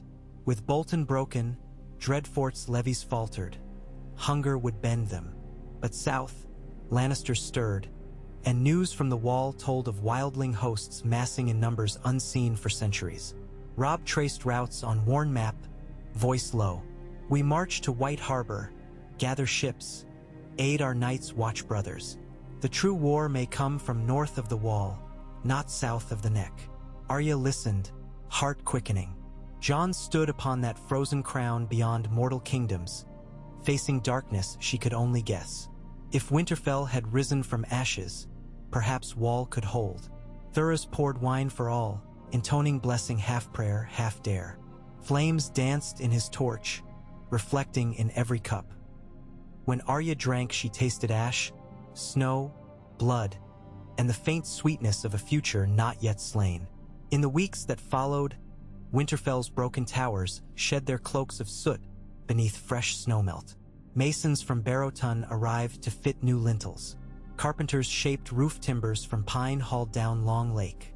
Hornwood men, freed from Ramsay, volunteered to fell trees and haul stone, eager to repay wolves who reclaimed them. Sawmills groaned where wharves once stood. Each night, songs rose in Mead Hall, some bawdy, some solemn. Arya learned the rhythms of building. Hammer in daylight, harp at dusk. She spent mornings training with Gendry and Angui, practicing archery left-handed until arrow clusters tightened, sparring with double daggers, running ramparts burdened with sandbags. She grew leaner, sinew-etching arms. When she caught her reflection in a thaw pool, she saw no girl, only purpose. Letters arrived. From Stony Shore praising Karstark patrols, from Seaguard begging aid against Ironborn raid, from King's Landing boasting of a royal wedding between King Joffrey and Margaery Tyrell come spring. Sansa's name absent. Arya puzzled nights over that omission. Then, one crisp morning as crocuses peeked through melt, a lone rider approached. Cloak crimson at first glance, yet upon closer look, harlequin mottled with snow and road dust. He bore a standard, tattered lion and sunburst entwined. At the gate he asked for Lord or Lady Stark, whichever draws less arrow. Robb met him in courtyard. Grey wind paced slow arcs, hackles twitching. The courier bowed stiffly. Ser Pate of the Reach, behest of Lady Olenna Tyrell. The name drew hush. Robb gestured up the steps to the solar. Arya, fetching grain sacks, slipped after unnoticed. Inside, Ser Pate produced a sealed envelope scented faintly of lemon. Robb broke wax. Catelyn, Maester Luwin, and Meage Mormont flanked him. Arya held her breath behind a door jamb, unseen. Robb read aloud. To the king in the north, greeting from a thorny rose who pricks lions and would prune weeds alike. Word travels slow to Highgarden, but rumor swifter than sparrow. I hear of Fry feast foiled, of Bolton brat sunk beneath icy tarn. Well done. We find ourselves soon kin to a golden kingling none of us chose. Yet bloom may still break through dung. Should northern winds wish to blow south, know this. Some petals might drift your way with secret sweet. Keep an ear for wedding bells. They may toll for more than love. Signed, Olenna of House Tyrell, who rarely lies but often omits. Silence heavy. Catelyn frowned. Is that warning? Offer. Robb handed parchment to Luwin.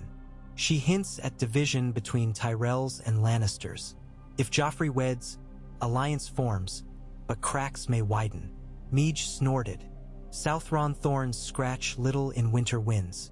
We have Wall to hold. True, Robb said. Yet opportunity cannot be ignored. They debated. Dispatch envoys south? Risk hostages? Trust Rose whose thorns cut both ways? In end, Robb penned cautious reply, thanking Lady for counsel, offering guest right to any Tyrell riders crossing neck, pledging northern grain if seas open come spring. Arya slipped away, mind buzzing. She recalled Margaery Tyrell's kindness at King's Landing tourney, soft words to a ragged wolf girl. Perhaps kindness persisted, hidden beneath roses and courts. That night she wrote a note on scrap parchment. 3 words, little sister alive.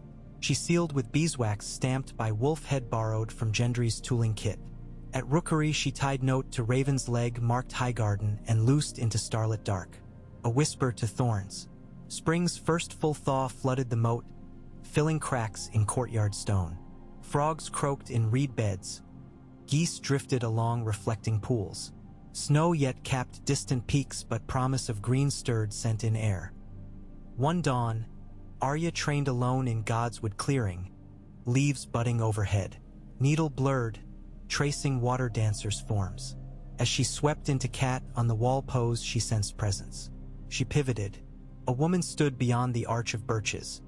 Tall, hair pale as milk glass, male gleaming with sunrise. She bore a blue cloak pinned with direwolf clasp.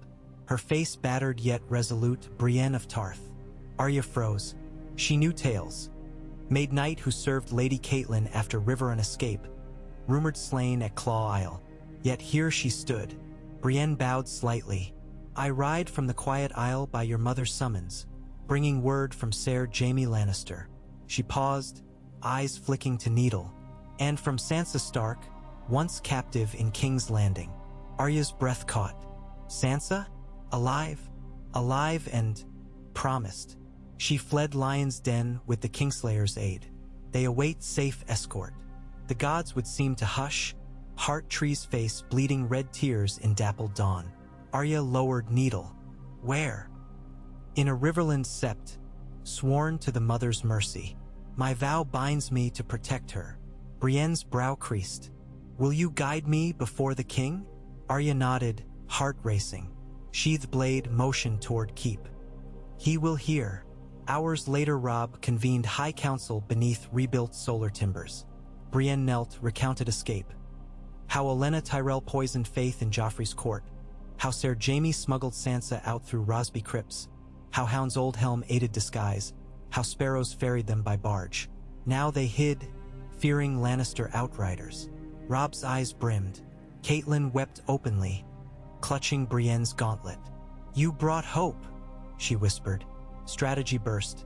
Dispatch swift riders south, disguise as Septon cortege. Draw Lannister eyes with feigned Karstark raid on Harrenhal. Send Raven to Lady Olenna pledging safe harbor. Ready Maester's healers for road-weary fugitives. Plans unfolded like banners unfurling. Arya lingered at window, watching Rookery Tower where ravens wheeled. So many pieces shifting, yet the board remained. She touched the wolf head token Beric gave her. It warmed in spring sun. Embers still glowed. As moon waxed full, riders departed Winterfell in secret. Brienne leading, Thuras cloaked as mendicant with flask hidden, 10 archers disguised as penitents. Arya yearned to join, but Robb forbade, her face too known in Riverlands. Instead, she drilled new recruits, guiding orphans from Wintertown in spear thrust, shield raise. She whispered stories of Sirio's feet, of water dance where steel flows like river. The boys listened wide-eyed. One Twilight Gendry found her hammering stakes along practice yard. He carried small box carved of weirwood, presented shy. Inside lay ring, band of twisted steel, simple save wolf head etched with smith's chisel. Not betrothal, he stammered. Promise, whatever wars come, my forge shapes your steel. Her throat tightened.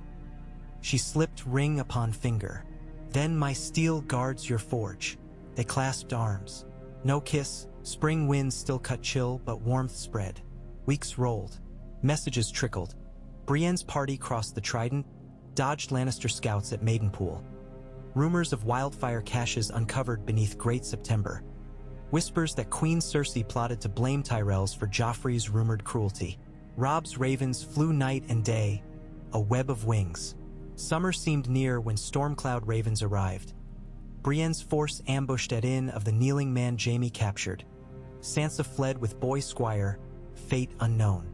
Brienne gravely wounded but escaped to salt pans. Now seeks ship. Thuras missing, archers scattered. Council erupted. Meege slammed fist. Great John roared to muster all men south. Robb tempered. Sansa hides. If we ride blindly, we hand Tywin the North's throat. Plans redrawn. Covert rescue, not army. Arya argued to ride herself. She could find Sansa, knows Riverlands. Robb refused, but Beric, newly returned, beard longer, proposed small band. Arya, Angui, Lem, himself. Robb's resistance melted under weight of trust and need. Catelyn clutched Arya's face, blessing her with tears. Gendry strapped fresh steel plates to her jerkin.